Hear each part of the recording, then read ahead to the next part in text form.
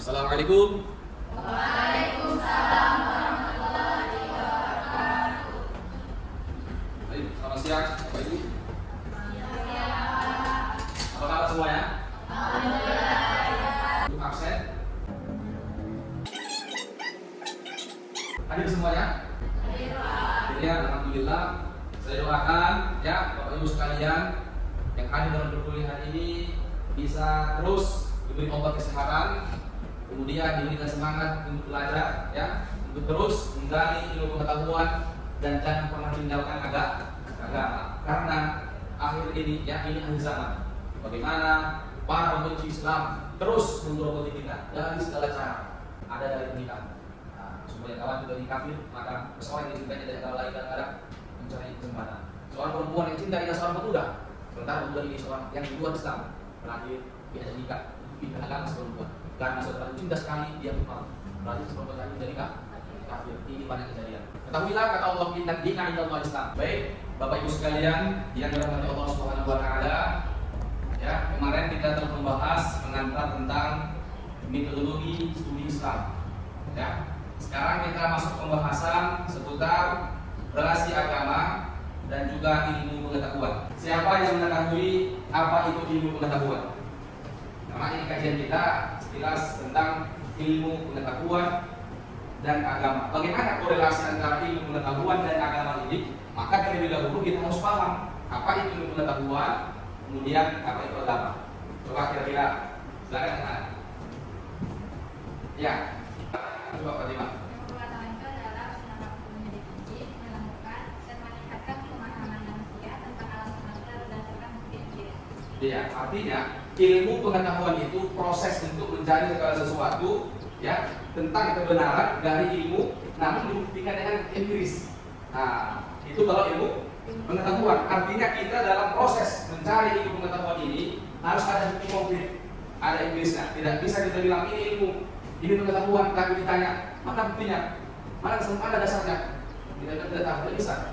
Nah, dapat kita katakan bahwa alam semesta ini ya, ini berproses dari awalnya diteliti dengan ilmu pengetahuan, terbukti, ya kan? Bagaimana hari ini ya teknologi membuktikan bahwa contoh IPA, ilmu pengetahuan alam, bahwa bumi ini adalah bulat, hari membuktikan oleh alat-alat canggih. Nah, kemudian agama, coba kira-kira yang agama, ya, salsabil. Ilmu agama itu adalah petunjuk tentang kehidupan hidup, nilai moral, dan bagaimana ilmu tersebut digunakan dengan benar. Iya, artinya agama di sini adalah petunjuk, pembimbing manusia kepada jalan yang benar. Nah, antara ilmu pengetahuan dan agama ini erat hubungannya. Ya, artinya tidak dapat dipisahkan. Nah, di mana kalau kita lihat dari agama Islam dalam Al-Quran surah Al-Mujadilah ayat 11, ada yang apa? Quran surah Al-Mujadilah ayat 11. Di sini Allah firmankan, yarfa'illahu alladziina aamanu minkum walladziina utul ilma darajat. Di sini Allah tegaskan, apa penegasannya? Allah akan mengangkat, yarfa'illahu alladziina aamanu. Allah mengangkat orang-orang yang beriman, ya, yarfa'illahu alladziina aamanu minkum walladziina utul ilma darajat. Orang-orang yang beriman dan orang-orang yang berilmu diangkat derajatnya dengan beberapa derajat. Semakin tinggi ilmu seseorang, semakin tinggi iman seseorang, didasari dengan keikhlasan, ya, maka angka derajatnya semakin tinggi. Inilah konsep dalam Islam. Nah, artinya seorang muslim menyadari bahwa ilmu dan agama tidak dapat dipisahkan. Baik, ya, sampai di sini kira-kira sudah paham seputar pengertian ilmu pengetahuan dan agama? Baik, ya, di mana kita lihat perbandingan. Ya, perbandingan antara ilmu pengetahuan menurut Islam dan menurut Barat. Ya, kalau konsep ilmu pengetahuan menurut Islam itu segala yang dipikirkan, dikehendaki, dirasakan, kemudian diyakini membawa manusia pada pengetahuan secara sadar, kemudian menyusunnya ke dalam sistem. Ini yang disebut dengan ilmu. Di barat itu kelompokkan bahwa ilmu pengetahuan ini satu natural science, kemudian social science, dan humanity. Nah, artinya bagi orang barat ini ya ada semacam dikotomi antara ilmu pengetahuan dan agama. Jadi sering kita dengarkan bagaimana di Eropa bisa mereka mengatakan jangan bawa-bawa agama ke dalam ilmu pengetahuan, jangan bawa-bawa agama ke dalam politik, jangan bawa-bawa agama ke dalam ruangan parlemen dan sebagainya. Menunjukkan apa? Bagi mereka agama ini membawa ataupun menghambat untuk kesuksesan. Makanya kalau kita lihat contoh kecil di Prancis itu, ya di Eropa itu khususnya di Prancis, saya pernah mempelajari budaya dan juga bangsa Prancis. Itu di sana dilarang ya bagi seorang yang beragama untuk menggunakan atribut agama, khususnya di kantor-kantor parlemen resmi. Seorang muslim tak usah pakai peci, tak usah pakai jilbab. Nah, seorang Kristen tak usah pakai kalung salib.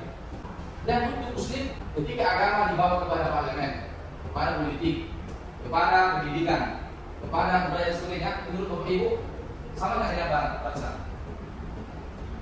Tidak. Nah, jadi kalau tidak, kira-kira menurut kalian, ketika agama dibawa kepada semua elemen kehidupan manusia, mana? Apakah semakin meningkat? Kalau kita bawa ke dalam politik, apakah semakin meningkat, semakin baik politiknya? Kalau kita bawa agama ini ke dalam ranah ekonomi, semakin lebih baik nggak ekonominya? Coba sampaikan argumentasinya. Kalau kita bawa ini agama ke dalam dunia politik, seorang anggota dewan ketika dibawa agama ke dalam dirinya, masih ada korupsi. Coba.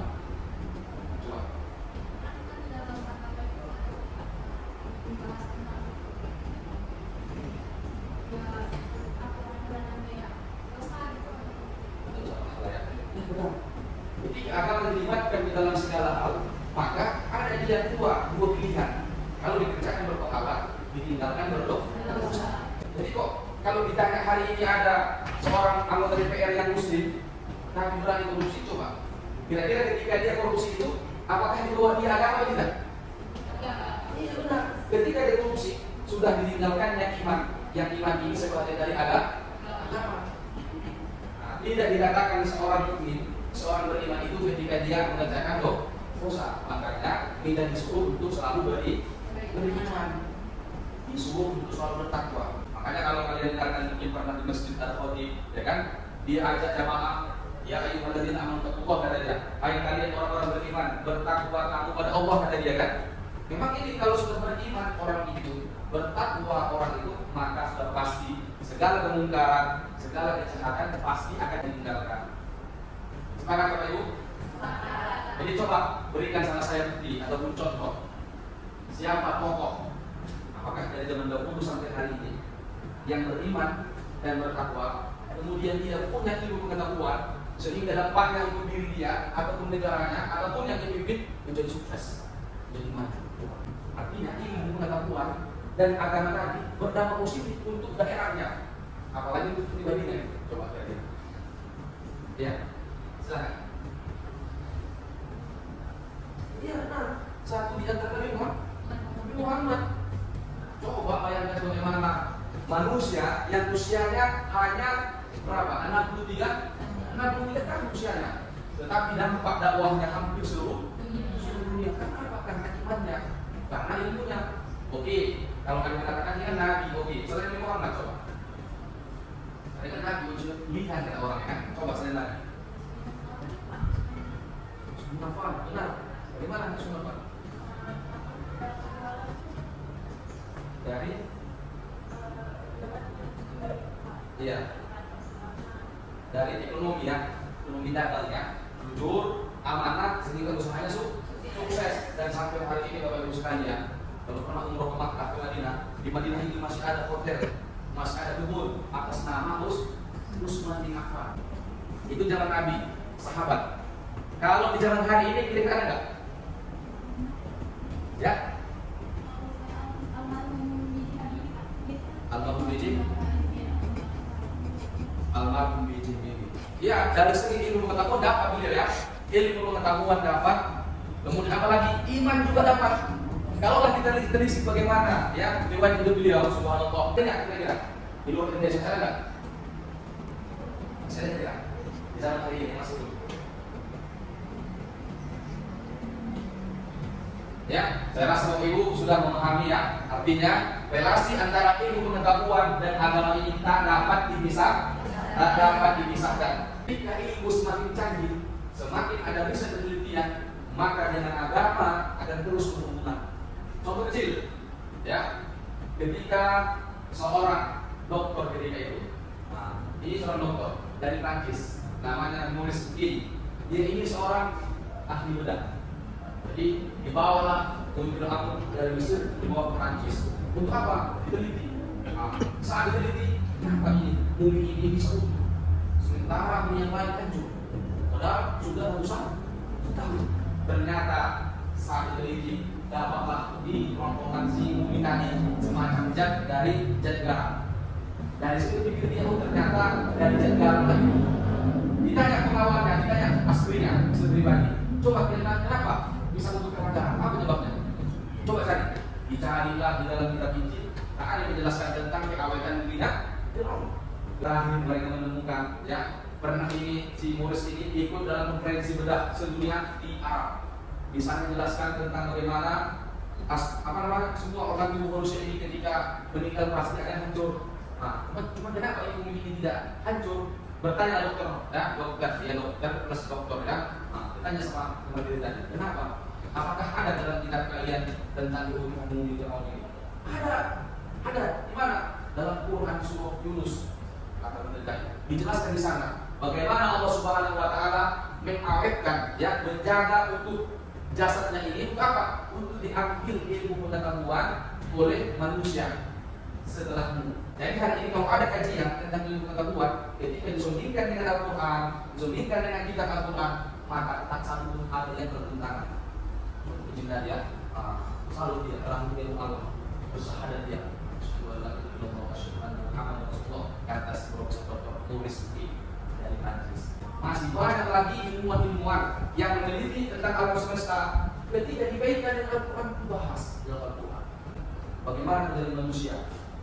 Ya, awalnya dari mana? Dari nutfah, dari air mani, kemudian menjadi darah, dari darah menjadi daging, daging menjadi tulang, dan dibalut menjadi makhluk yang sempurna. Ini embriologi, ilmu tentang ini baru ditemukan setelah adanya alat canggih mikroskop sampai alat lukis dan sebagainya. Ternyata di Al-Quran sudah dibahas jauh sebelum adanya alat canggih tadi. Paling berapa puluh tahun lalu alat ini kan?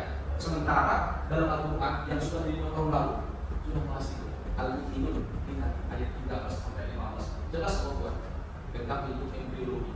Dan artinya Al-Quran ini, agama Islam itu sesuai dengan zaman meskipun dia ada sebelum adanya kita semua ini. Oke? Jelas semuanya? Jelas. Baik, mungkin hari ini materi kita sampai di sini Bapak Ibu sekalian. Saya doakan kita semua diberi Allah nikmat untuk bisa mencari Islam ini sampai nanti akhir hayat kita. Amin. Amin ya rabbal alamin. Baik. Untuk itu ya, saya berikan tugas kepada Bapak Ibu sekalian ya.